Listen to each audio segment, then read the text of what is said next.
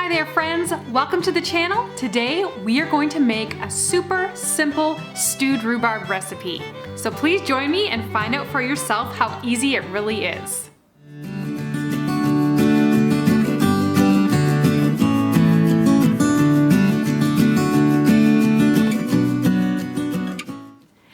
Hello everybody, I am so excited to talk to you today about one of my very favorite topics, rhubarb.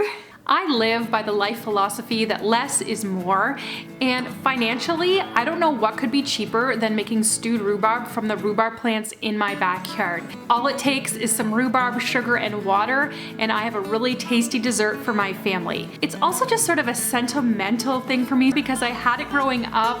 It was something we would have every spring, and you knew that summer was on the way when mom would make that stewed rhubarb for you. It's great on ice cream, with biscuits, or just by itself. Warm or cold, we love it. Okay, so are you ready for the recipe?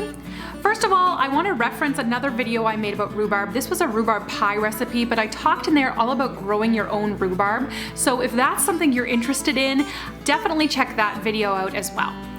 Okay, so you're gonna take your rhubarb, you're gonna wash it, whether you got it from the store or your backyard, and chop it into fine pieces.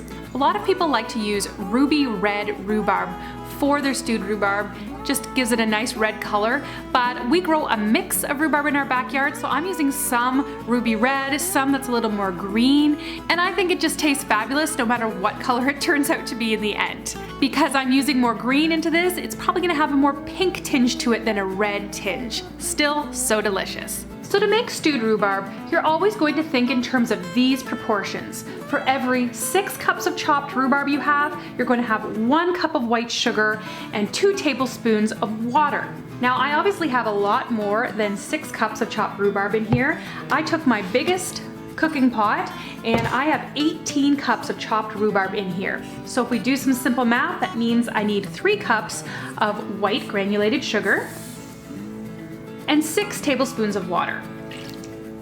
And you're simply going to stir that all together to mix.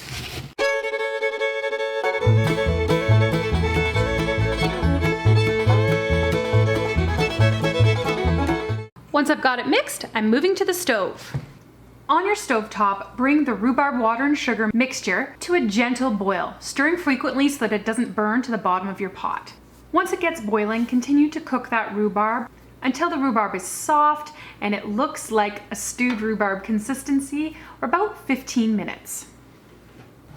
Once you've cooked your rhubarb down, transfer it to a container for either your refrigerator, freezer, or for home canning and allow to cool. I'm going to transfer mine into a mason jar with this nifty funnel and using a ladle.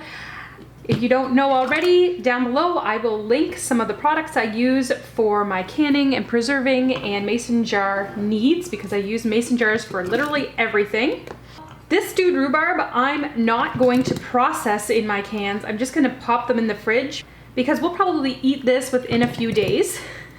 But if you are canning these in a hot water bath processor, just be sure to leave enough room as the headspace.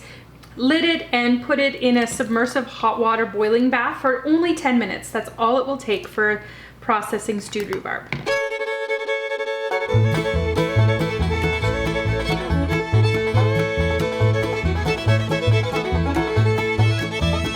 And there you have it. I've got my stewed rhubarb. It's warm.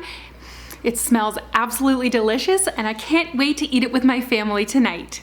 See, wasn't that easier than you thought? Let me know in the comments below if you try this out, what you think of it, how it tastes. Are you a rhubarb lover or are you a rhubarb hater? Rhubarb tends to be contentious. You either love it or you don't. If you'd like to see more of my rhubarb recipes, I will link those coming right up.